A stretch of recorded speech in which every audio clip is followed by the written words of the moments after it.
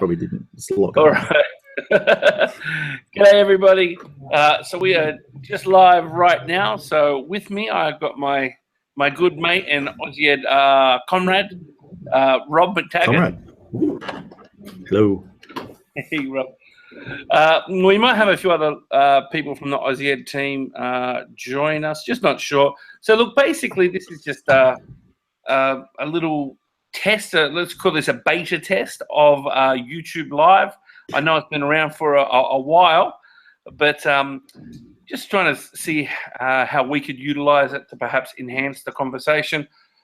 Just It's talking like to the Rob. ZX spectrum of online chat.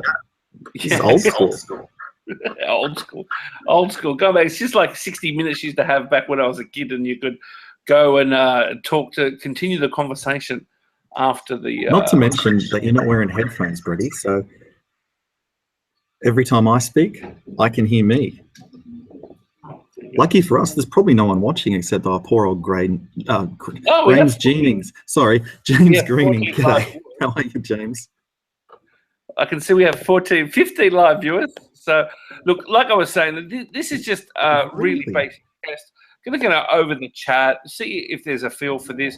What we would love to do is when we do have one of our great sort of super inspirational people come on to co-host the chat, like your Eric Scheningas, or we've got a few special people lined up already this term. Give them an opportunity to connect with you, and then maybe even through the Aussie Ed chat, just ask a direct question. We can keep the conversation going and have a little bit more of a one-on-one interaction. So if you are watching this, it's a live stream at the moment. So if you use the hashtag AussieEd, ask a question, we'll be able to interact. But Rob, what's your thoughts for this, Brett? Did you want people to jump in and just sort of throw some questions, or if someone's not got that we know anything? But. Yeah, look, this is pretty casual for our first one, so we're just going to go through. We're going to have a conversation about the chat, and theoretically, when we have someone of fancy team leading the chat with us, we'll have them on board too to have a chat and have a little bit of a recap of the Twitter conversation. But if there is a particular point that someone would like to raise, or a question someone would like to have, just use the Aussie Ed hashtag, ask the question, and we'll be able to interact directly. So what you're telling us is that they're going to be asking questions on Twitter, and also some people who are watching are going to be asking it on YouTube. So I've got to watch two things at once. So watch two things at once, my brother. Multitasking. All right, well, let's do it. Multitasking plus. So my Spotify is trying to pop up and be really distracting. So I don't know what I'm looking at the moment. So this is very This is why it's called beta, everybody. This is disaster. But look, I just wanted to gauge some of the thoughts about really try to do something a little bit different today. So break away from the standard question answer. You would have noticed that we had a few mini challenges embedded into the chat tonight, and then some bonus questions, and then obviously this after chat feature. So this chat was a real experiment in just trying to mix up the way that Twitter chats were delivered. So Rob, you're obviously here to be able to ask the question with directly. Mark Yates, I can see that you're online asking about risk taking. So we've taken a few risks with our chat tonight. What did you think about it, Rob? As far as chats go, I enjoyed it more than most. Tech tips is always interesting because people can bring so many things in. And, you can get a little bit philosophical about it, or psychological about the fears, or you can just talk about the tech itself, different options. But I did like it. However, hard to follow. You throwing in bonus questions, and you were going Typorama and Canva, and I'll be honest, Brett, I'm not the greatest at keeping up. It's a little bit too hard to follow. I'm a one-thought man. There's a lot going on. Well, I'd be able to read other people's tweets too and discuss, but I felt like I was just constantly having to think. Well, thinking is good. Thinking is good, but being able to digest other people's thoughts and messages are pretty clever too. I'm trying to find a tweet that Chris Betcher sent just towards the ending. Here he goes. If the Did use Chris join in? Great. he did it just at the tail end there. So if the use of tech is not what defines quality learning, why do we still focus so much on tech tips? Now, I can give you the rationale. It's a good question because I can give you the rationale on why we chose tech tips. Because at the tail end of last year, Kelly Hobson tweeted out a question about what the Aussie EdPLN wanted to see more in 2017. And one of the big calls was more discussion about tech tips. And you would have seen, had a few leading questions there about not only just the use of technology, but technology's place. Particularly in the classroom, and as a new educator, what advice would a new educator have about putting technology in the mix of the curriculum? But that's a whole other twist on the debate of technology. Any thoughts on that, Rob? Well, I tend to disagree with everybody. Not everybody. There's this great phrase going around. It's not "Let's make America great again." It's what is it? Something about focusing on the tech. Let's focus on the pedagogy and not the tech. Blah blah blah. Oh, blah. do you know what Schillinger? Which is absolutely. So he's got pedagogy first, technology second, where appropriate, and I think that whole where appropriate sort of add-on there is that is much more measured. So I think there's two things going on here, Brady. You've got the pedagogy, and the pedagogy is the reason. That's why we do it. Okay, we don't do it. The reason is not the tech. However, I think a lot of people have taken that and gone, oh, okay, well, it's all about the pedagogy, not the tech. So we don't really have to know the tech. We don't even have to teach the tech, and that's absolutely wrong. Okay, in some cases, you can throw stuff at kids, or even throw stuff at teachers, and say, here, go for it. Create, learn, and I'm probably putting together a little session for teachers in the school holidays where I'm going to throw little bits at the teachers. They may not have ever seen it before, and they're going to build something because little bits are that easy. Hey, as long as you give the kids a goal. However, cutting me off, Brady. However, there is an issue. You can't just say, let's go for it, kids. Do design thinking or something else, problem-based work, PBL, whatever, without actually giving the kids an opportunity to go and learn something about the tech itself. The kids need to know the tech enough that they feel confident with it, and the teachers know this, because if they don't know the tech, they're not going to be able to do it either. If the students actually know the tech, then they can use it as a tool. It's just like saying, okay, kids, we're going to write this great story, and they've never done a handwriting lesson in their life. Yeah. Soapbox off. No. It's actually, I was just gonna ask you to clarify something there. You had a line there of about little bits, and you said you're going to throw some little bits at teachers. If you don't actually know what little bits is, or what little bits are, you might not really understand that sentence. Can you give me a quick explanation for the uninitiated of what little bits are?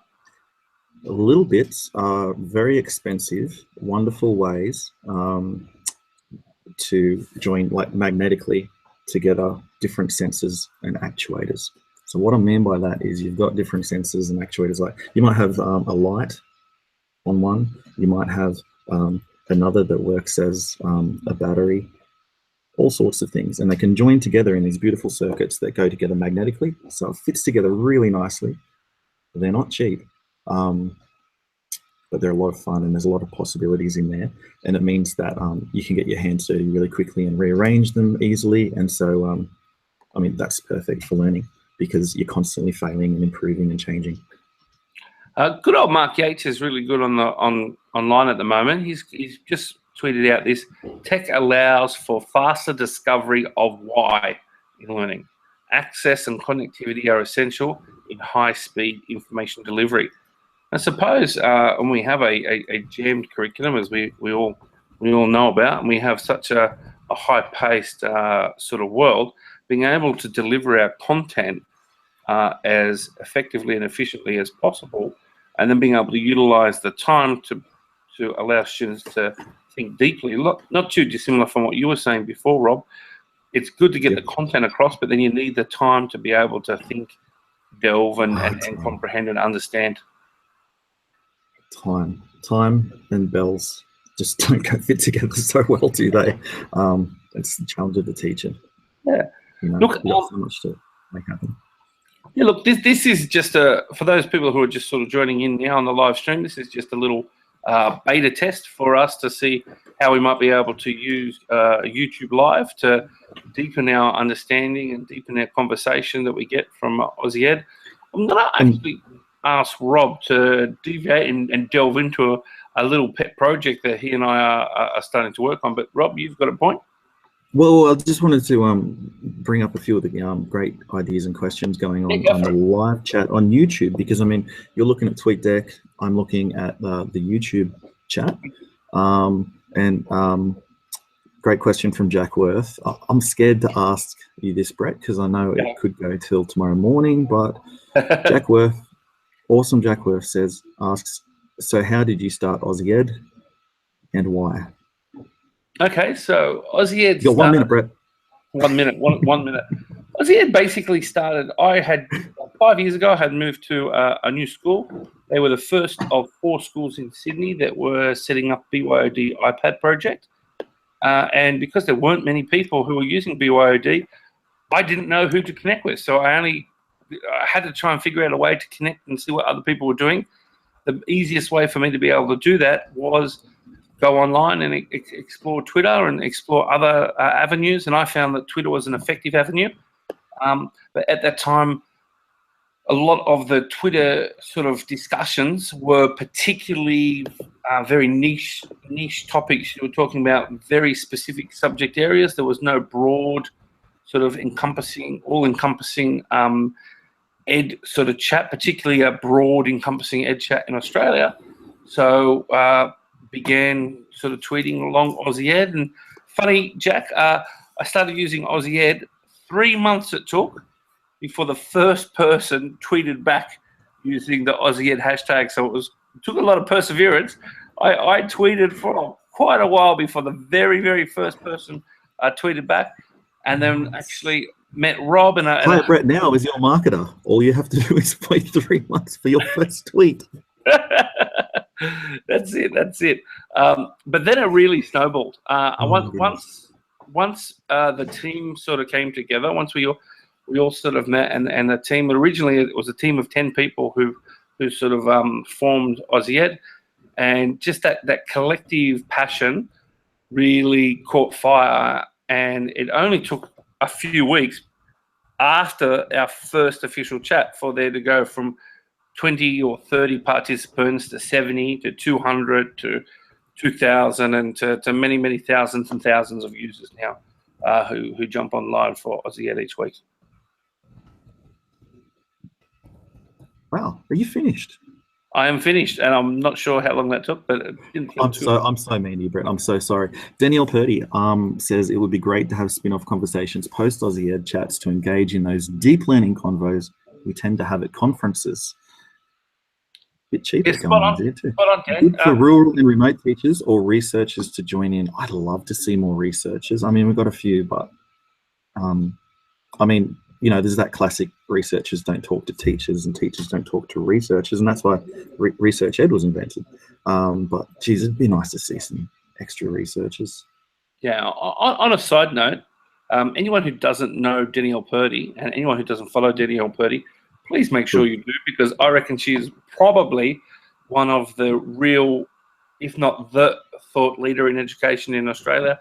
I think one of the real people that we all need to sort of take note of and watch out for. So I got big raps on Danielle Purdy. So I'm very glad that she's online watching and that she asked that question. And Danielle, that's exactly what this chat is hopefully, if it's successful, going to be all about. So when we do have someone of significance, an author, a researcher, or whoever it might be co-hosting Aussie Ed Chat, we'll be able to reach out to all people in regional Australia and around the world, not just those people who are fortunate enough to live in big cities and have access to traditional methods of professional learning. And coming from Cairns, she knows about that. At Danielle Purdy 3, if you want to take Brett's great advice there. Any other questions, Sarah? Mr. John Roberts has said some great things. Time to develop mastery.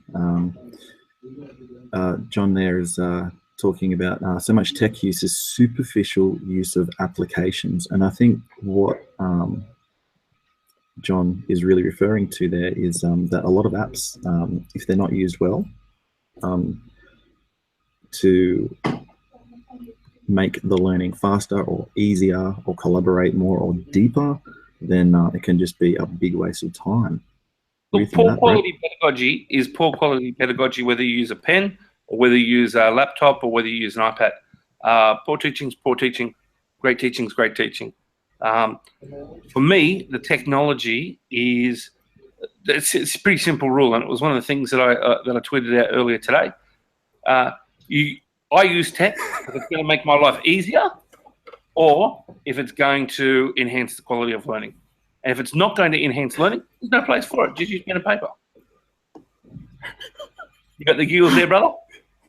Yeah, Mr. John Roberts, HC says, John says 3 minutes, 40 seconds that took earlier. 3 minutes, 40 seconds. You know what? I'm really impressed with you, Brett. That was great. That was great. And that was the abridged version. That was very much the abridged version.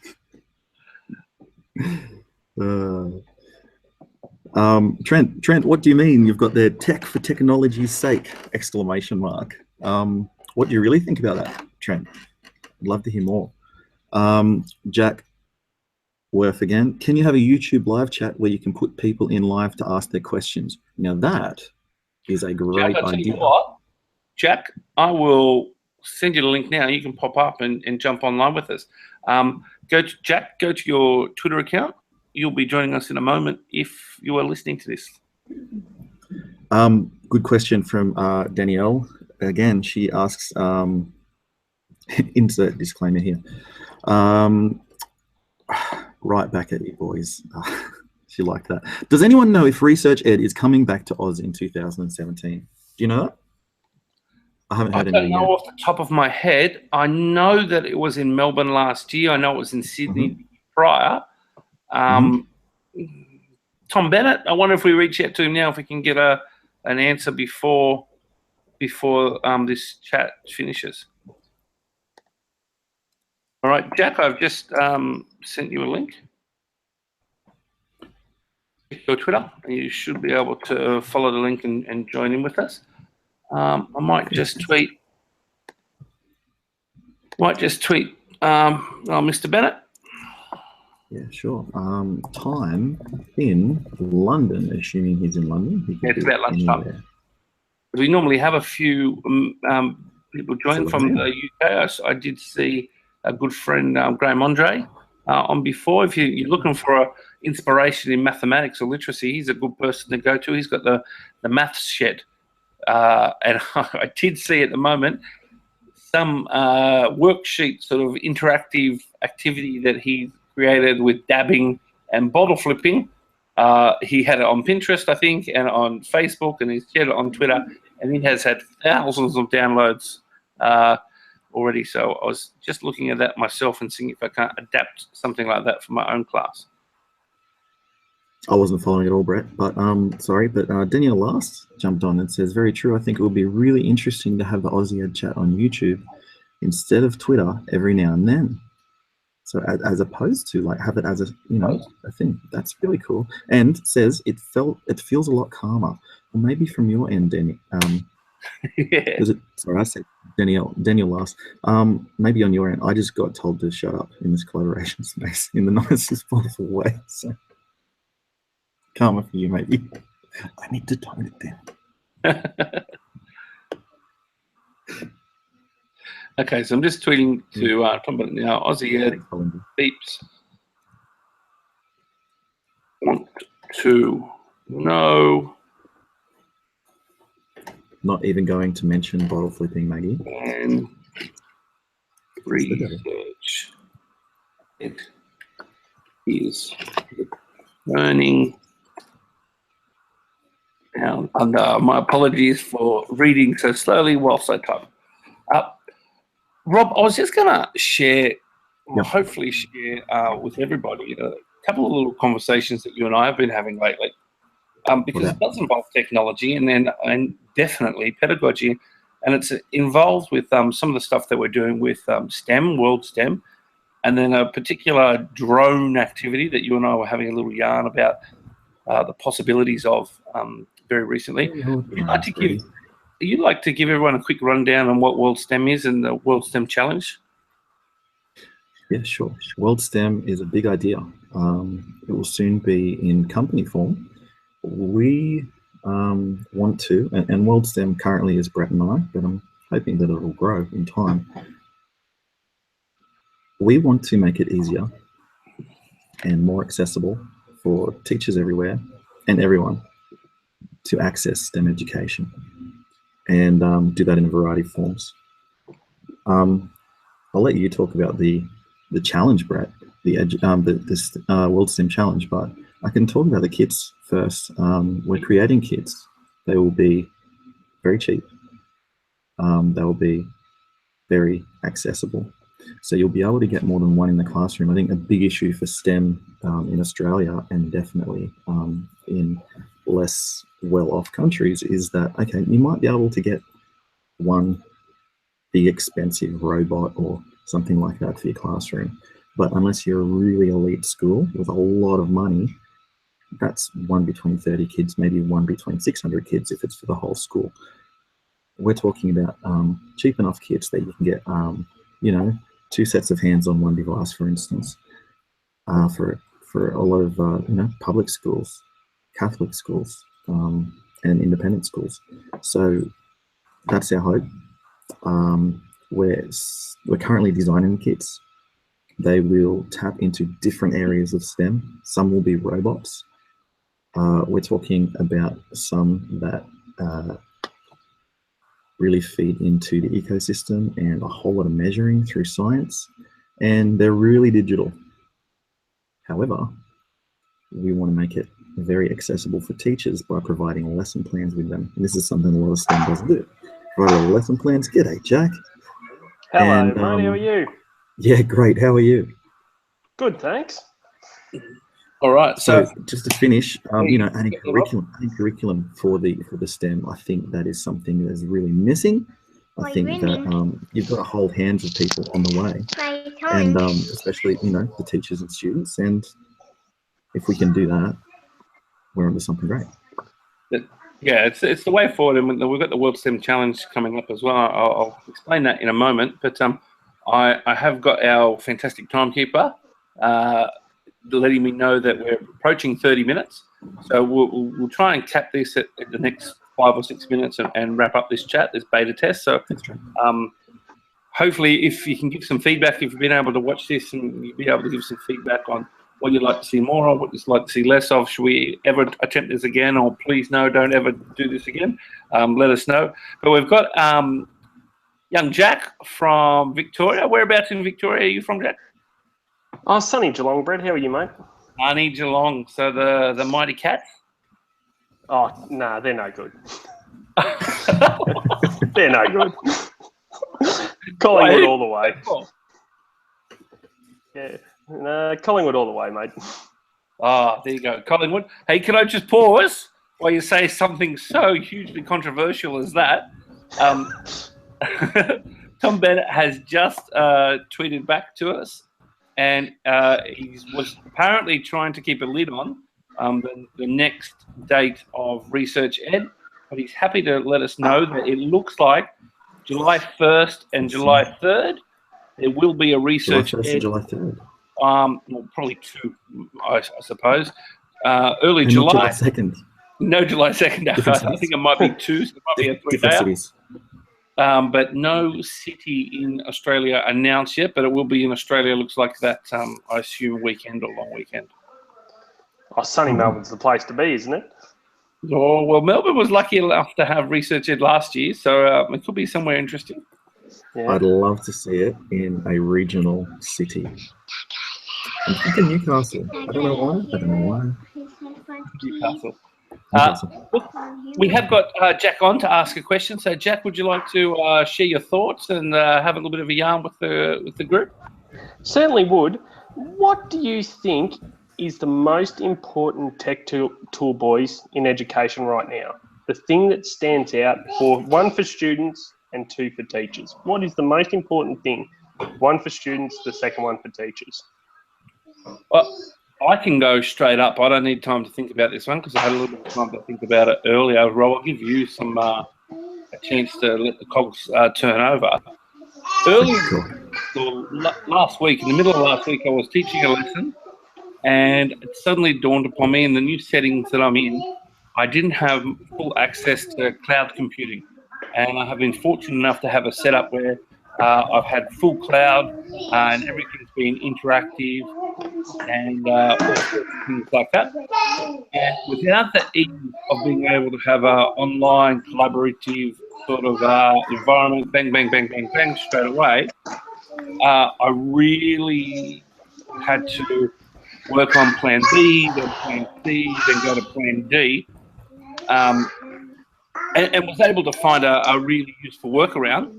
But just the ease of transition that the whole cloud computing and collaborative environment allows, I think that's a game changer for not only teachers, but also students. So I think it makes our lessons more interactive. But I think it's a trigger for a mindset change on the whole way that we work and program together. When you had to save your stuff onto a server, it was sort of like a tick a box, job done, save it there, use it, print it off, whatever you had to do. And it was done sort of almost in isolation. Whereas now, because it can be a genuine live, updatable, collaborative sort of tool, I think it has facilitated the change in mindset. So the technology and the mindset have sort of grown together.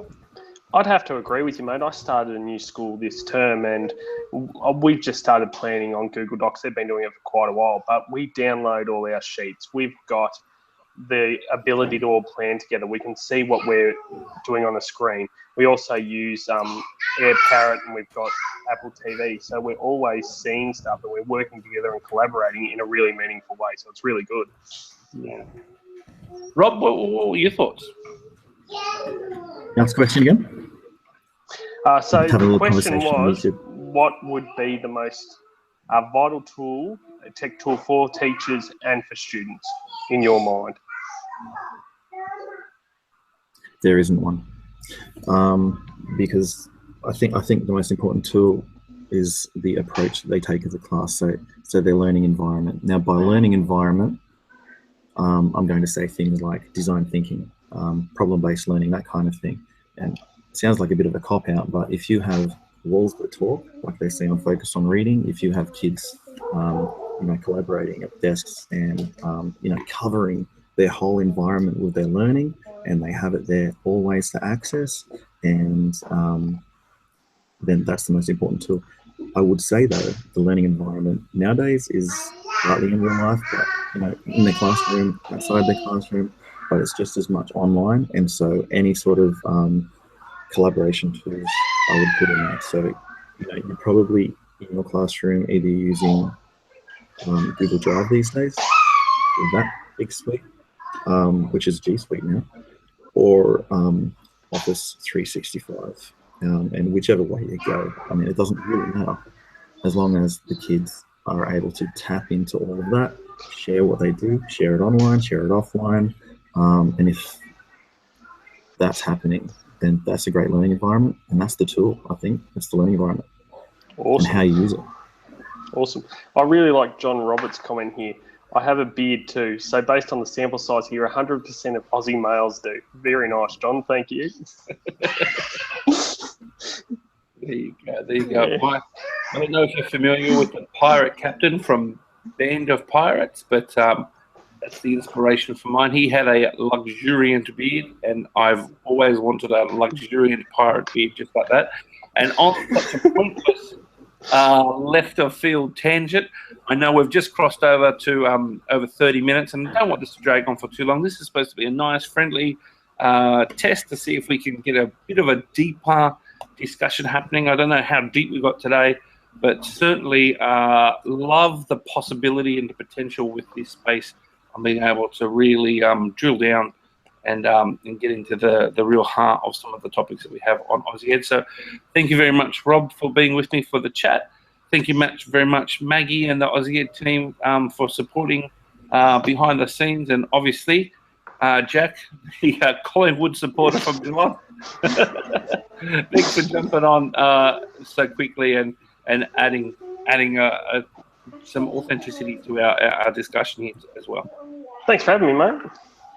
All right. Goodbye, Aussie Ed. Come again. Goodbye, everybody. And make sure you tweet us and let us know what you think. And we'll No worries, Rob. do our best to change and adapt and grow. Hey, Brett.